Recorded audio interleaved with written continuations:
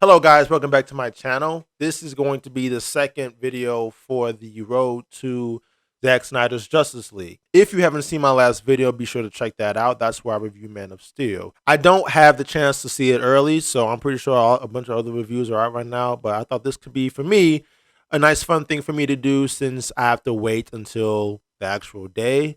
So, without further ado, let's get to it. Batman v Superman: Dawn of Justice is again directed by Zack Snyder. He's responsible for Man of Steel as well, and this is supposed to be the supposed sequel to Man of Steel. Now, in this film, there's there's a lot going on. Okay, if I have to say so myself, admittedly, there is a lot, and sometimes a little bit too much to hold on to and catch up to. But we're gonna try to just dwindle it down as much as we can. So in this sequel, if you want to call it a sequel, it's not really a sequel to Man of Steel, even though Zack says it is. It's more so just the second film in this universe happening. You know what I'm saying? So like in a true sequel, you would see Man of Steel somewhat, being better than he was in the last one and having him be the centerpiece of this film. In this one, he's really not. He's more so of a side character, and Batman is kind of more of the focus. I'm gonna get to the things that I did like about this film. For one, I do like the introduction to Bruce Wayne. I thought him kind of being in Metropolis when the Superman versus Zod fight is happening. I thought that was a pretty good idea. It helps us not have to establish him all that much, because we've had loads of Batman films happen already. And at this point, I think this was 2016, 15 when this movie came out. And so, right, I don't know. I can't remember. We've had the Dark Knight trilogy literally just happen.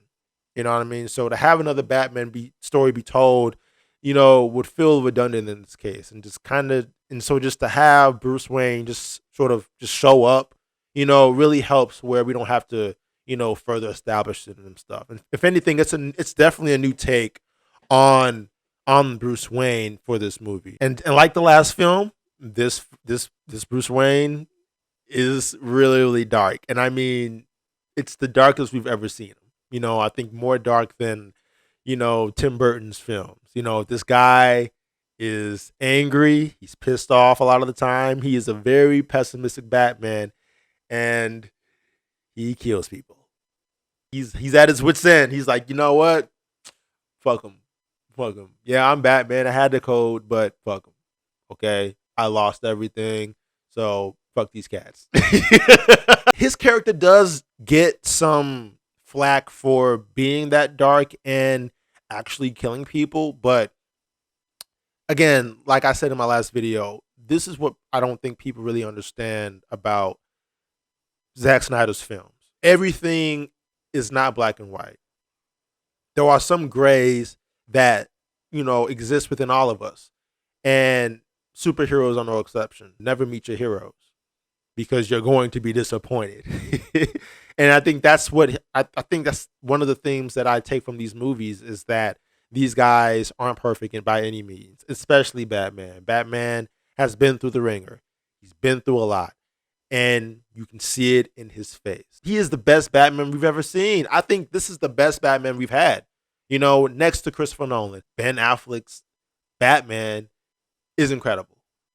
Without a doubt, incredible. Like he's wearing the burdens on his sleeve and having these ideas about, we can't be good guys for long because when you stay a good guy, you end up dying off as a good guy, and then look what happens to your just what happens to your legacy and that kind of stuff, man. Like such a good take on Batman, man, and God can he kick ass. Like this dude is brutal in his fighting, man. Like it reminds me of the Arkham games. Also love Jeremy Irons as Alfred. I think it's very different. Very different. Like he's a butler, but he's not a butler in this one, if that makes sense. Like, or at least he doesn't portray himself as the butler. You know what I'm saying? He feels some more like kind of like a partner, like his sidekick almost, like his sidekick that's behind the scenes, if that makes sense. And I think that his very pessimistic view on Batman, like kind of like this, oh, what are you gonna do now? You're gonna go out there and kill yourself? Like he's very sarcastic with Bruce Wayne. and I think that that sort of brings a new type of personality to their relationship. Um, but I loved it. I loved it. I thought it was pretty damn good. Gal Gadot as Wonder Woman was everything. Mwah!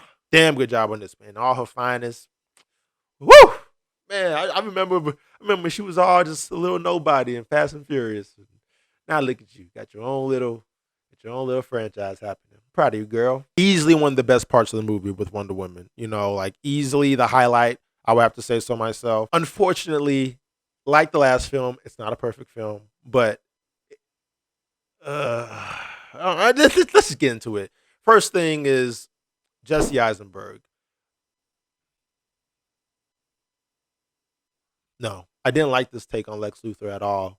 I got to be honest with myself, and I'm trying. I tried really, really hard, but you know what, man? I got to be honest with myself. It just doesn't work for me.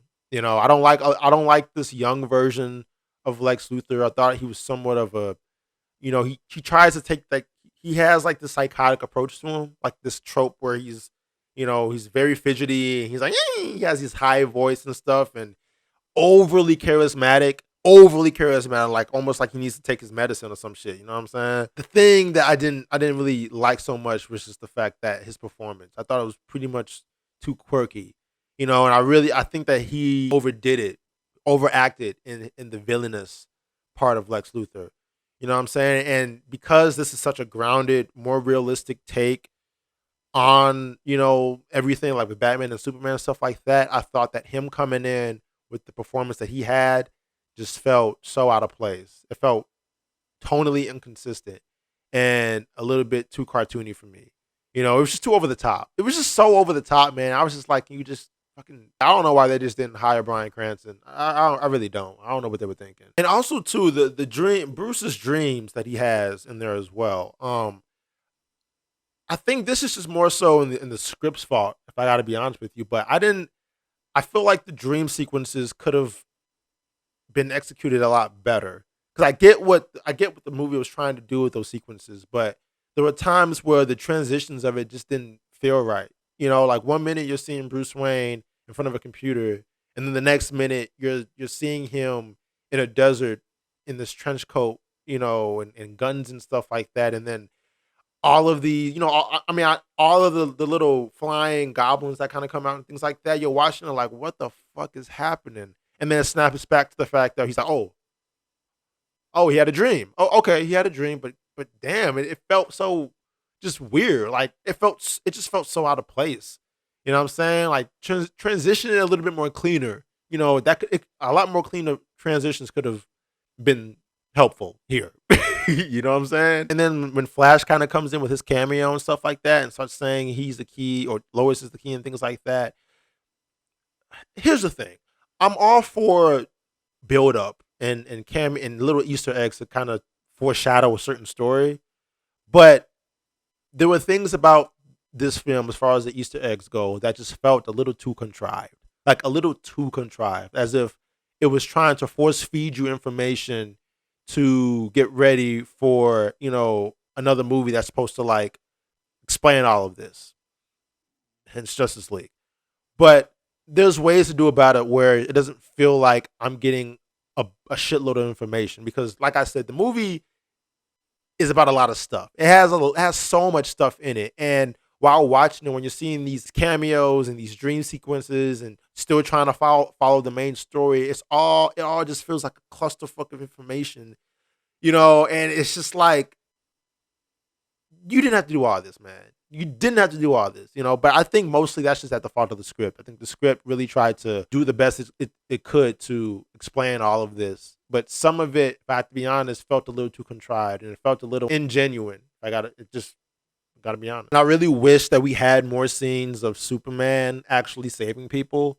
You know, not just montages. You know, they have a lot of montages of actually, no, maybe like 2 or 3 montages of him just saving people, which is okay, I guess. But the thing of it is that, you know, this is supposed to be the second movie of this franchise, and I wanted to see more of Superman's abilities to save people, see how he's changed from the first one, because the first one he was like pretty much the new kid on the block, with these powers. And I kind of want to see him in this one, more sure of himself and more confident and maybe a little bit more charismatic. And because we had so many montages of just him saving a girl from a burning building and then him rescuing a boat and then catching a rocket in the air, all while a voiceover is happening behind all that to talk about whether Superman's a liability or not. I just feel like we miss all of the bits and all of the meat and potatoes of what Superman could have been, because we all know he's almighty and strong and stuff like that. But I want to actually really see him in all his glory. It's just more of a 18 months later type of thing, and we're supposed to just kind of go with the flow with that. Like, it's 18 months later. Obviously, he's gotten better, but we don't know if we can't see anything, and just him saving people here and there. It just wasn't enough of it. Not enough action in that area, and I really wanted to see more of that. I also think that that Batman sequence, that chase sequence, ooh, was badass, man. That shit was the shit. That was the shit. That Batmobile, for one, was sick as hell. Like, the sleekness of it. You know what I mean? I really do. Let me reiterate. I really do love Dark Knight's take on the Batmobile, like the tank and things like that. I thought was really, really cool. But this sleekness of the Batmobile, like, just it's small and really low down, like a Lamborghini kind of thing, so badass, man. And the gadgets that came out within the rockets and stuff like that, and the way he piloted that thing, like the way he just drove that thing through just all these cars and shit like that, man. Affleck was a shit, man. He can kill people. That's fine. People be tripping, but like, I'm not so much of a purist where Batman can't kill people. If there's a purpose to it, let it fly. And if you pay attention, you realize that there's a reason for all this kind of shit. You know what I'm saying? But I was loving that. Now, I want to talk about the actual fight in itself, the Batman versus Superman fight that happens in there. That Martha scene that people always like to gripe about, I have to admit, yeah, it is kind of a problem. It is kind of a problem. There's a lot that they could have did with that, and instead they give him like this just Martha. Something just more impactful, something more emotionally driven and more emotionally riveting, man. Because, it just didn't work. It just didn't work. I'm just going to say it didn't work. And then on top of that, when they do figure out that Martha is his mom and stuff like that, they're best friends. Like, right off the bat. Like, boom. I promise she won't die tonight. You just fucking was about to kill this. You was literally about to impale Superman with this kryptonite spear, and now you're making promises that Martha is not going to die tonight. Come on, man. The script kind of just didn't really have time, or didn't make the time to really form that relationship in a much more natural and genuine way. Because I can understand if they were just rivals after the fact. Like, I'm about to kill you. Oh, your mom's in trouble. That's why we're fighting. Oh, okay. Well, I still don't like you, but I don't like innocent lives being taken either. So I'm going to help you.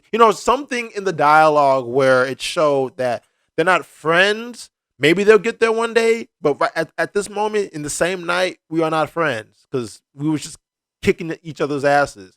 And all of a sudden, in like 2 seconds, Batman is making promises to Superman and saying, I'm a friend of your son's. Because Batman is supposed to have all this trauma and all of this baggage weighing on him and blaming Superman for it. And I just started thinking that, why would you just forget all of that because his mom is in trouble? And I felt like the script could have really just did better on that. And we got what we got. Now, the CGI in this one is decent as well. It's just as good as Man of Steel. So there's really nothing new different. I think there's a certain style and template that Zack Snyder has on the CGI and stuff. And here's the thing about Doomsday. And I'm going to be honest about Doomsday. I think the CGI with Doomsday is dope. I think it's dope. I think it's not as bad as people are saying. But here's the thing. It's not that the CGI with Doomsday is bad. It's that he's just ugly as fuck. His design is just not appealing. Like, he looks really, really ugly, dude. Like, the Abomination in the Incredible Hulk, like, he just looks ugly. I didn't like the design all that much. I'm just like, ugh. You know what I'm saying? I couldn't wait for them to kill that thing, because that thing was ugly as shit. Also, I thought the score was really dope as well. I love the Batman score. You know, I think the Dark Knight trilogy score is still my favorite of all time. I don't care, but I think this score with Batman did it justice. I thought it was actually really really good. And then still with the score with Superman and things like that, I thought it was. I mean, Junkie XL, man, he did his thing on this one. I thought it stood against, you know, Hans Zimmer's score in Man of Steel, but I thought it was actually pretty cool. However, however, I think the Lex Luthor theme was not it. It wasn't it at all. I mean, I feel like everything about Lex Luthor was just wrong. But I got to be frank with you. I think everything about Lex Luthor's version in this film was just wrong. Jesse Eisenberg, I think, was the wrong actor to be casted as him. Even his musical track, his theme was just stupid. You know, it was just so overly dramatic. It felt like some, you know, doom, dun, dun, dun, dun. It just felt like some, I don't know, some shit you would see in a Disney movie.